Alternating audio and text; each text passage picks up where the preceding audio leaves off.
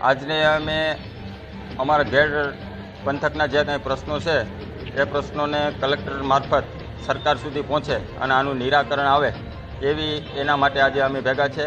અમારી 4 માંગ છે કે હુબેન નદીની અંદર જે કેમિકલ છોડાતું પાણી છે તે ઓજત નદીની અંદર આવે અને ઓજત નદીના જે પાળા છે એ બધા તૂટે અને જે ઊભી મગફળી છે તેની અંદર જાય અને માંડવી છે એ નષ્ટ પામે. અને વારંવાર માત્ર 5 ઇંચ વરસાદને કારણે આ ખેડ છે એ દર વર્ષે જળબંબાકારની સ્થિતિનું નિર્માણ થાય છે. આના માટે છે એ નદી અને મધુવંતી ઓજત બધી નદીઓ છે એને ઊંડિયું કરે અને પોળિયું કરે અને વ્યવસ્થિત યોગ્ય પાણીનો નિકાલ કરે એવી અમારી માંગણી છે. આમાં કોઈ આ વસ્તુ અશક્ય છે જ નહીં, આ બધું શક્ય જ છે.